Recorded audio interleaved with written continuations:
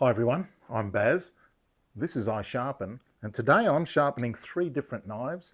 They're MasterChef knives, stainless steel X30, and they all belong in the same kitchen. So I thought, well, instead of having 3 knives all sharpened at the same angle, let's try 3 different angles and see how long they last. I'll ask the feedback of the customer later. So 30, 35 and 40, I think that's a pretty good range.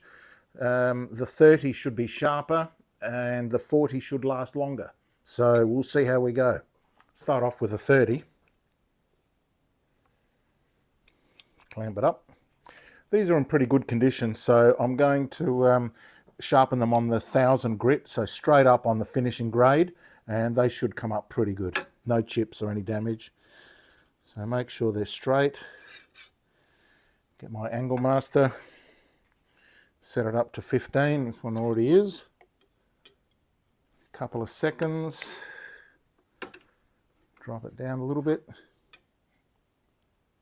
Actually, no, that should be fine. Straight into it.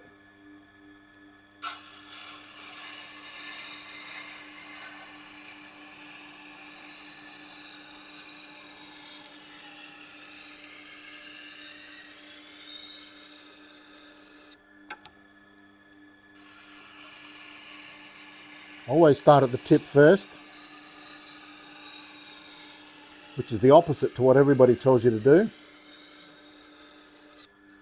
But I find that it provides best tips and good heels. And the only reason I'm doing 3 grinds on one side is because it's a new grind. And I just want to establish the bevel.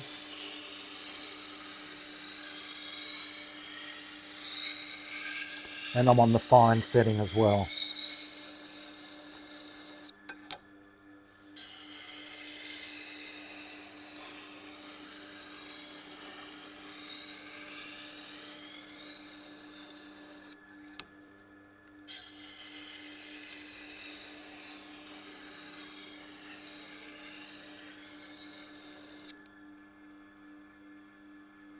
The burr starting to establish now.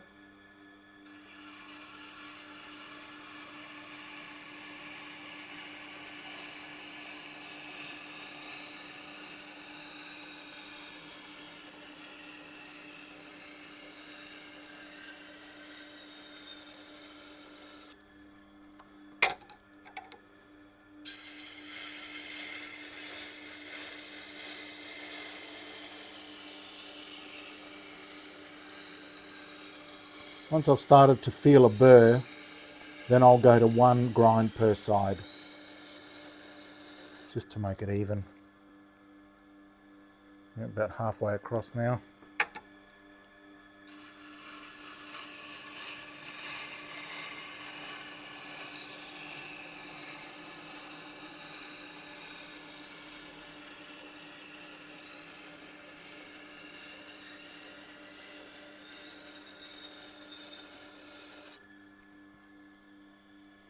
Nearly there.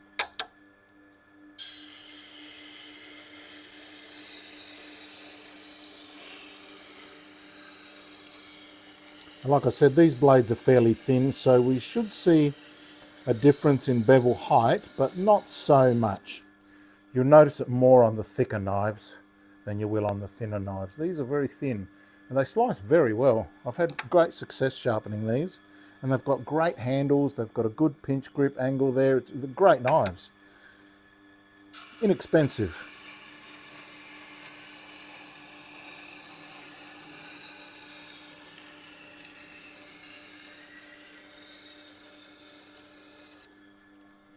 And when we talk about longevity of edge or edge retention,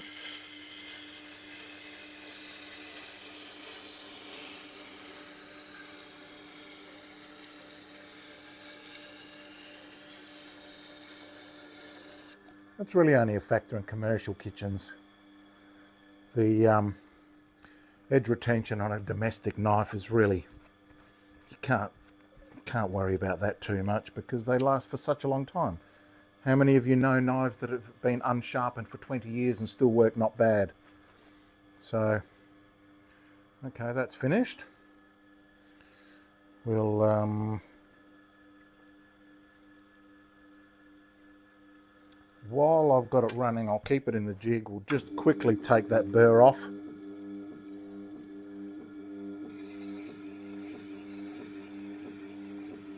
Again, when I'm removing the burr, I don't want to press too hard and I don't want to take too long. The less work you give it on this machine, on this wheel, the better. So light touch. Try and keep it on the bevel, which you can feel because it grips when it's on the bevel. And then always check after a couple of runs so you don't overhone it. That's one thing I used to do a lot when I was starting, overhone. And I could never get it to slice cleanly through paper. Now some people laugh at the paper tests. They think they're irrelevant, but they're not. They're extremely relevant because they go towards the keen and evenness of the edge. If it catches on the paper, then it's not going to be much use out there either. Because if it catches on the paper, it means that the burr is still on the knife. And if the burr is still on the knife, the burr will fold over the edge and cause premature bluntness. We don't want that. I test on my fingernail for smoothness. That's very smooth, so that one's finished. Pop that one down. We'll get to that in a minute. Now we'll do the 35. And later on, when we're finished, I'll show you all the 3 different bevels close up and you can see the difference for yourself. So now we adjust the angle to 35 or 17.5. These are so easy to use. You just pop them up there. So obviously we have to stand it up a bit.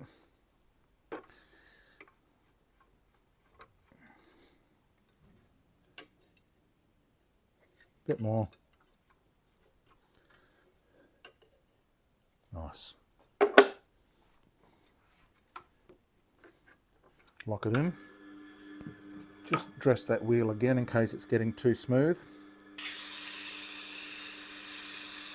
I use 320 grit diamond plates, which I buy off eBay. Get the ones with the sponge backing.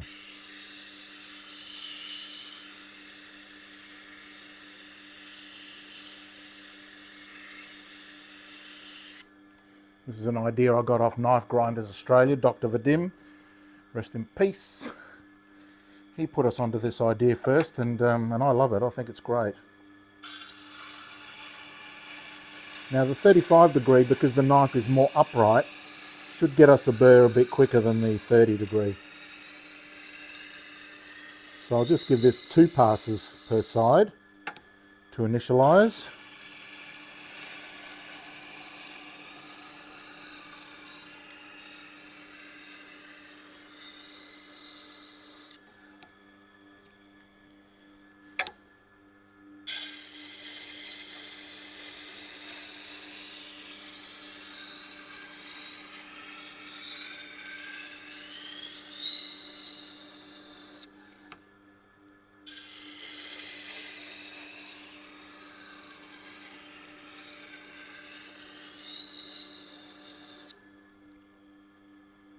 Already have a burr.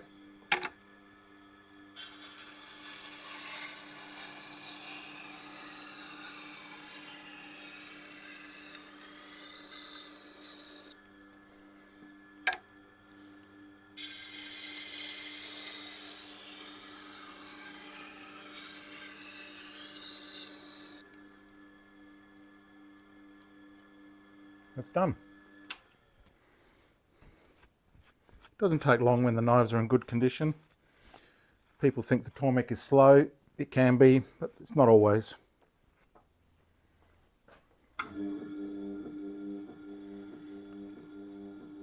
Burr to the top always.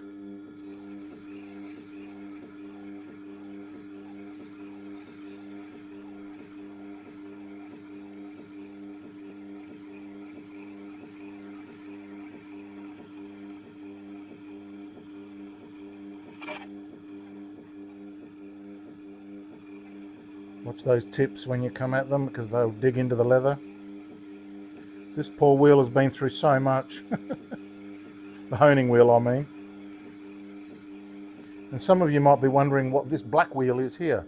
This is just a very old SG wheel that has been worn out. It can't be used anymore, not on this machine anyway.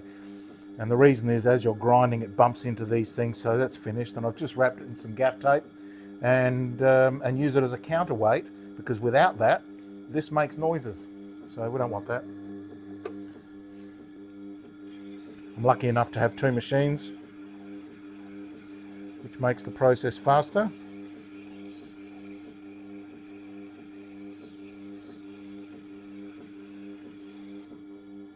Test. Still got a few little catches there.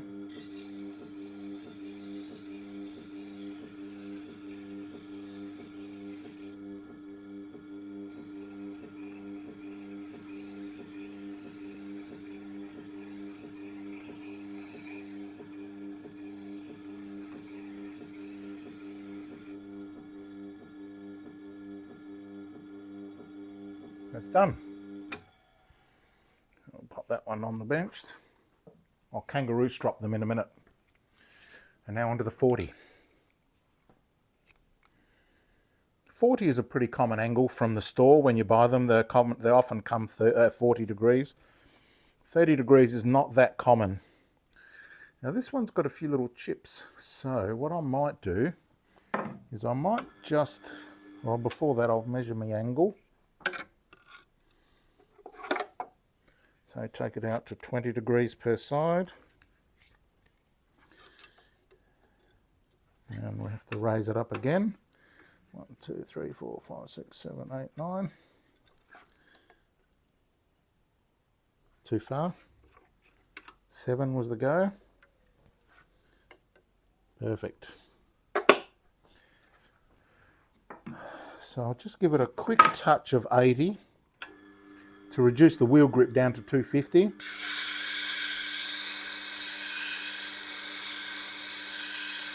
Not much, just a little bit to give it a few little raised grains to take off some of these little chips.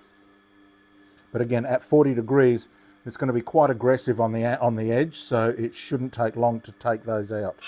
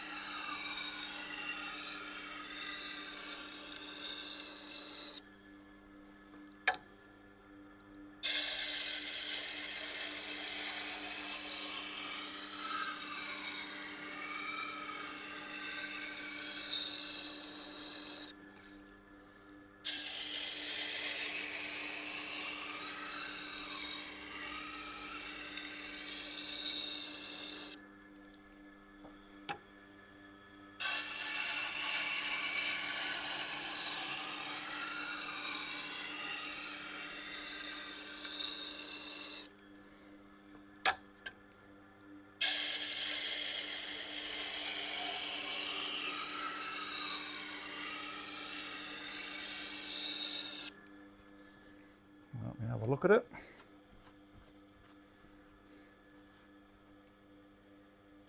Yep. That looks fine. So a couple of more passes.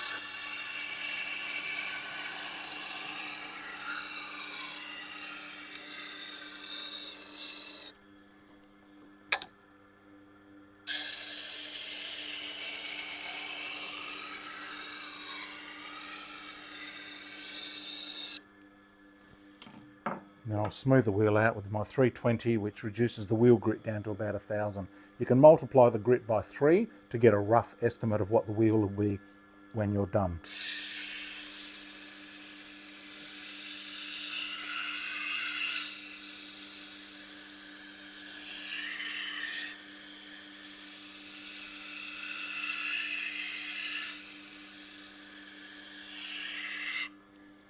These last quite a long time.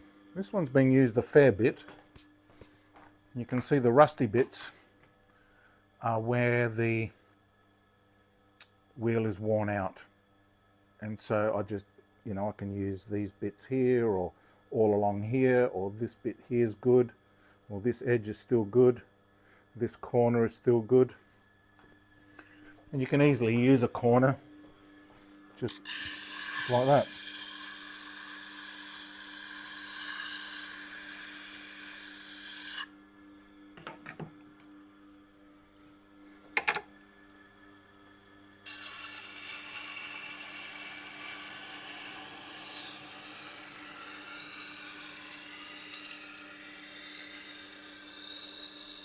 A couple of passes per side should do the trick.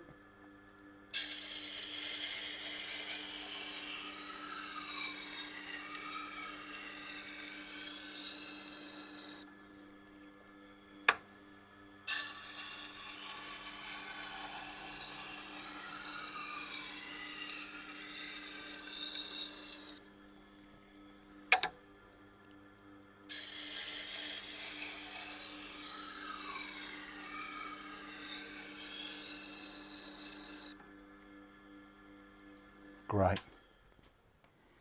And I'll know whether those chips are gone after I finish honing using the fingernail test. It will tell me. So that's why I like to keep them on the jig in case I want to come back to the wheel and give them another touch up after the hone. Feel the burr. Always do the back of the burr first.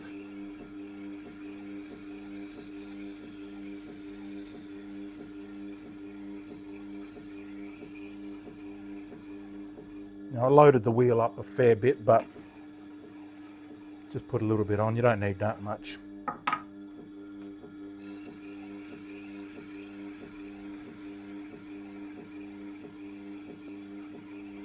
Now, freehand honing is just fine. You don't need guided honing, especially not for domestic knives. The only time you want to do guided honing is when you're doing sharp sports and you're really aiming for the lowest possible score. Then maybe there might be some advantage, but for normal commercial grinding, you don't need honing with a guide. This is much faster and does just as good a job. Let's test.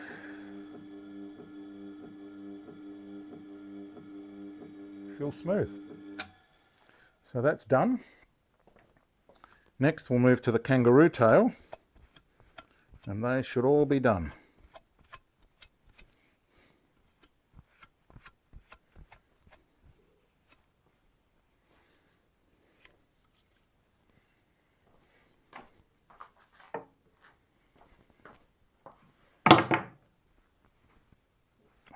This one a wipe.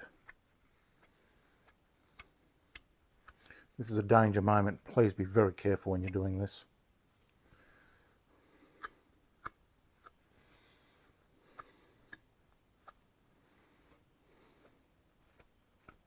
And it's important to remove all the compound off the knives before I go to the kangaroo strop, because I want to keep this clean and uncontaminated. So now 10 strokes roughly is all you need, keeping the knife perpendicular, which is the same way that I was grinding it, because really you're trying to refine those grooves, you're not trying to make new grooves. Now, leather doesn't remove material, it moves material. Honing removes, this moves, so it's called burnishing. Let's move these out of the way a little bit.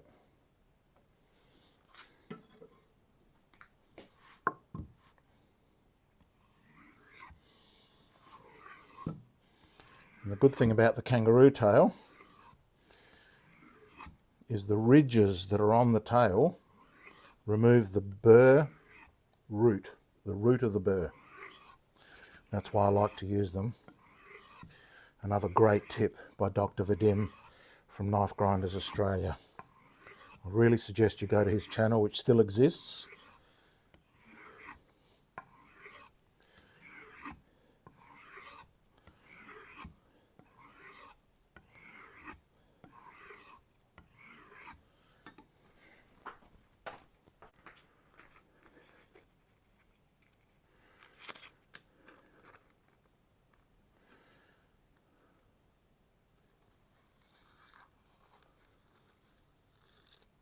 That's nice.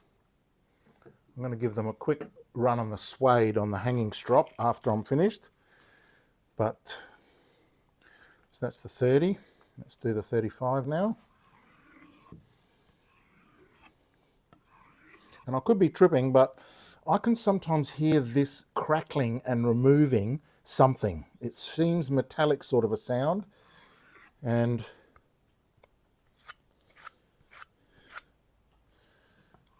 I don't know. Is it the burr root being removed, or is it just my imagination? Sometimes I think I can see sparkles, and I'm pretty sure I can.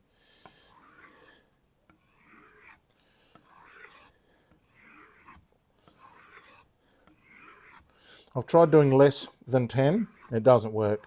Once it gets to about 10 or so, or a dozen strokes, that's when it seems to have cleaned the edge up nicely. And of course, it depends how warm this is, how flat this is, how fresh the tail is. I've got some fresh tails that have got ridges that seem like they're this high, but they're not. But, you know. Now the 40.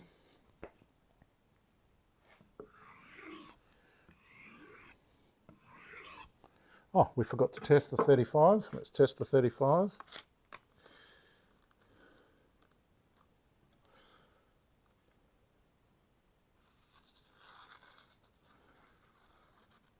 Not bad. It's still a little bit catchy, so I reckon it will refine nicely on the suede side of the kangaroo strop.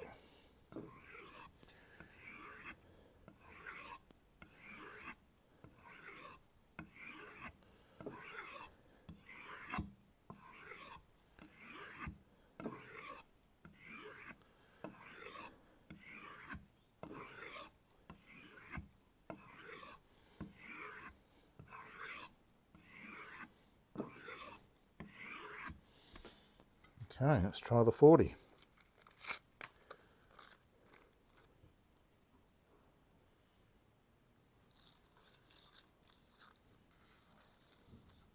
A little bit catchy. Maybe do some more.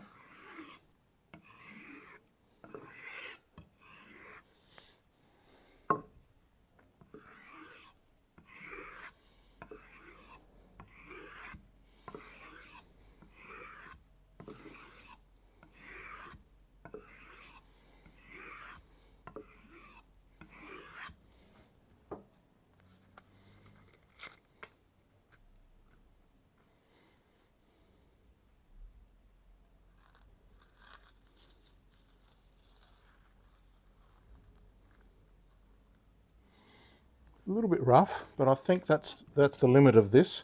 So I'm going to go over to the suede side of the strop. Come with me. And all I do is a couple of slow strokes.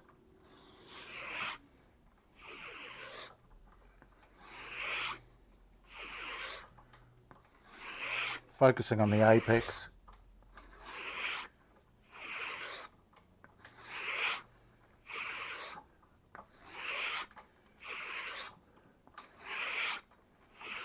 That should be enough. Let's test.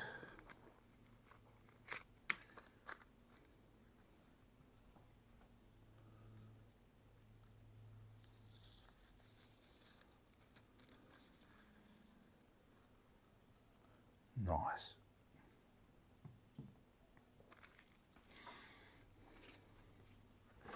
Now the 35.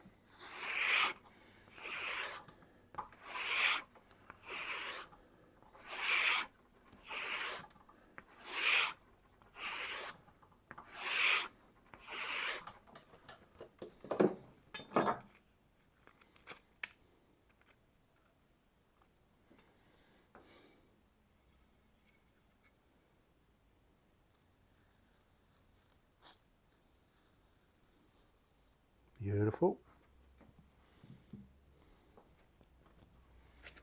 Now the 40.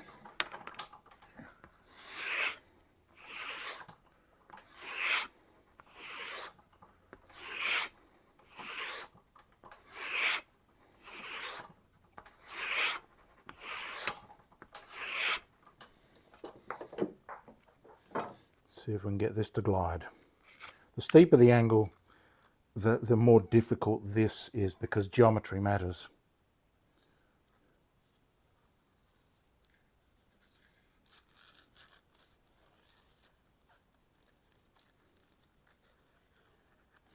So it's got some sharp, but it's struggling a little bit. Let's try a few more, maybe a few on this side, the rough side.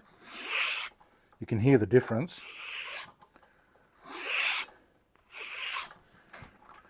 And a few more on the soft.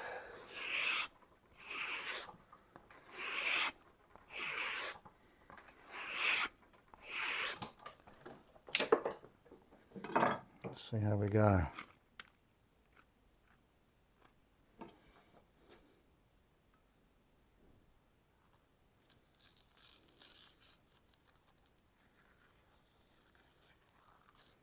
Not bad. Not bad. We'll give it one more go.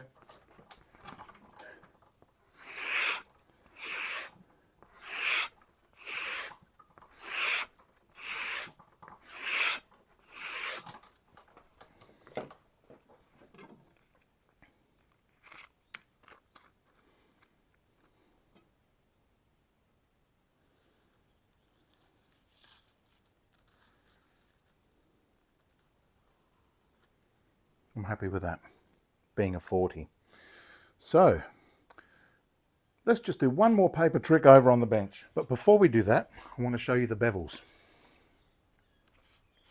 So this is the 30.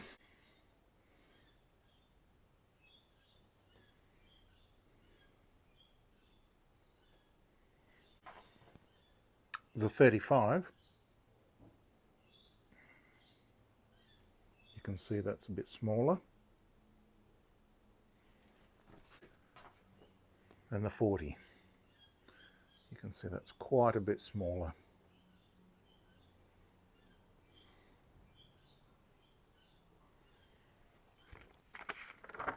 Some normal magazine paper.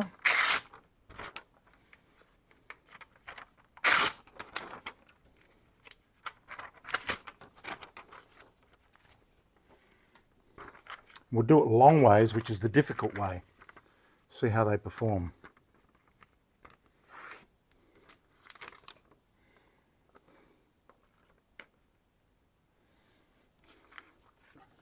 Try the 30. Beautiful.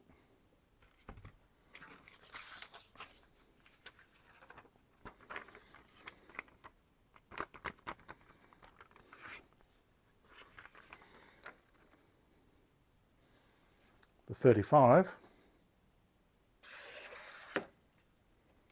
Nice. Now the 40, I wonder if the 40 will do it. Don't know.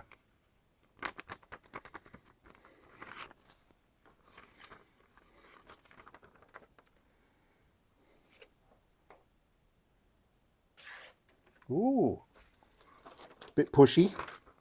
Let's try it one more time.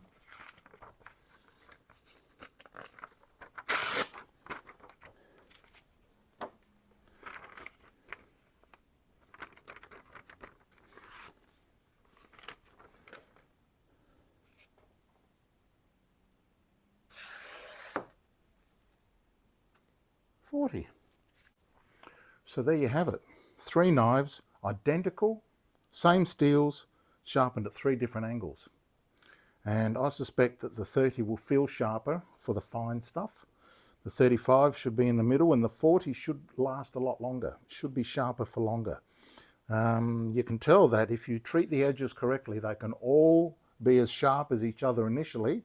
And I think it's just the edge retention and the longevity that matters. So did you find that interesting? I did. If you're new here, thanks for watching, and please subscribe if you want to see some more of this sort of stuff. And if you like the video, like it. If you didn't like it, then don't like it. But I like this sort of thing, and it's interesting to me too. Thanks for watching. See you next time.